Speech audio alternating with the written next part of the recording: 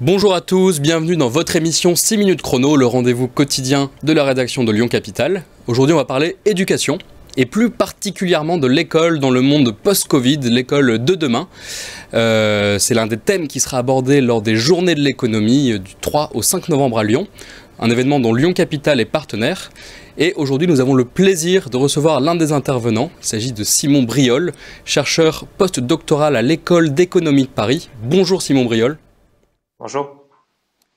Merci d'être sur notre plateau. Alors, l'UNESCO annonce que plus de 94% des élèves ont été touchés par des fermetures d'écoles dans le monde. Ma première question est simple. Est-ce que la France, justement, fait figure de bon élève? Est-ce qu'il y a déjà des chiffres là-dessus?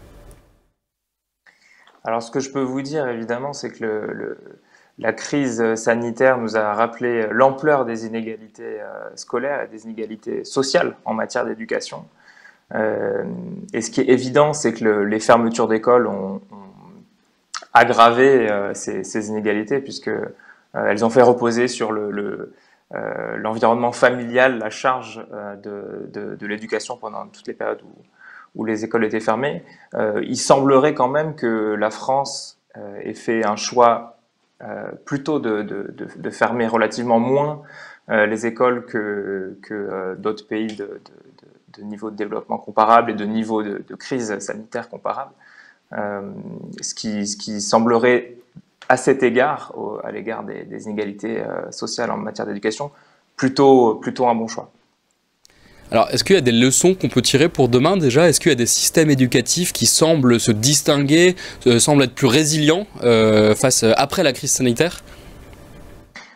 Alors c'est difficile de répondre à cette question d'un point de vue vraiment international. Ce que je peux vous répondre peut-être sur le cas français, ce qui semble relativement évident et ce qui a frappé la plupart des pays d'ailleurs, c'est que un autre bilan que l'on peut tirer de cette crise sanitaire et de ces fermetures, c'est qu'il y a un certain retard dans l'intégration des nouvelles technologies dans le domaine de l'éducation. C'est vrai en France, mais encore une fois, c'est vrai dans beaucoup de pays.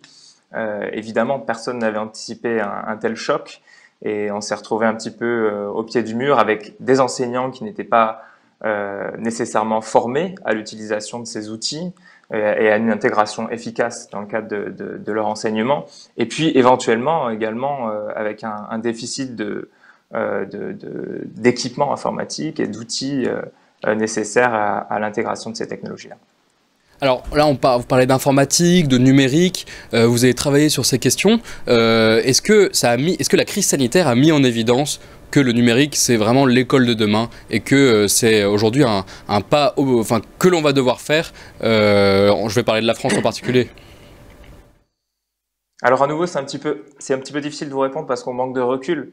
On a été plongé du jour au lendemain dans un enseignement qui était 100% à distance, qui avait vocation à maintenir la continuité pédagogique. C'est un petit peu difficile de tirer des leçons à plus long terme sur ce qui va se passer, ce qui devrait se passer pour moderniser, on va dire, pour intégrer les nouvelles technologies dans l'enseignement de demain.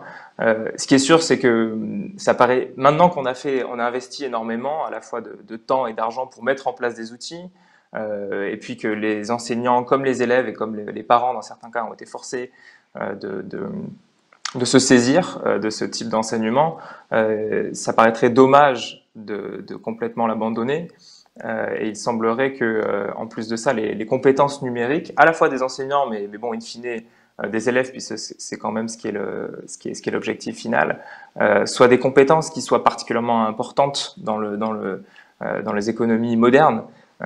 Et que donc utiliser et maîtriser les outils numériques à l'école semble être un enjeu fort, au-delà de l'aspect continuité pédagogique qui était, nous l'espérons tous, plutôt un aspect temporaire de la dimension numérique de l'enseignement.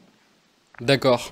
Et est-ce que, un peu, voilà, dans la même logique, on voit apparaître de plus en plus d'entreprises dans le secteur de la formation qui proposent des cours du soir, des cours à côté de l'école et même des classes complètement en distanciel à côté de l'école, hein, toujours. Est-ce que c'est un épiphénomène ou est-ce que ça va finalement se consolider, justement, comme vous en parlez, à cause du retard peut-être, ou voilà, oui, du retard de formation et dans les classes en France? Alors, de la même manière qu'on s'est mis massivement à utiliser les outils numériques pour assurer une continuité pédagogique dans le domaine scolaire, ce constat est également vrai dans le domaine de la formation professionnelle, puisque effectivement, la plupart des organismes de formation ont cherché à assurer un maintien des formations qui étaient organisées grâce à l'outil numérique et à la formation à distance.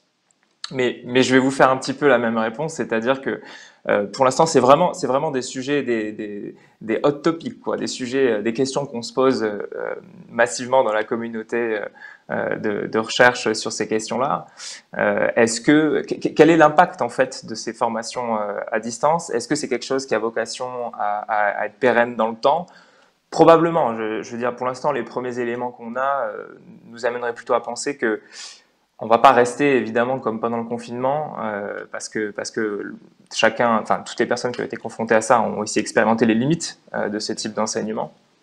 Mais il est probable que la plupart des organismes de formation conservent au moins en partie des outils de formation à distance. On parle de formation mixte maintenant qui mélangerait un petit peu de distanciel, donc à partir du numérique et un petit peu de présentiel. Écoutez, ce sera déjà le mot de la fin, malheureusement. Je vous remercie d'être venu sur notre plateau. Vous serez intervenant lors des Journées de l'économie, je le répète, du 3 au 5 novembre à Lyon. Quant à vous, je vous remercie d'avoir suivi cette émission. Vous pouvez la retrouver sur le site de l'actualité lyonnaise lyoncapital.fr. À très bientôt.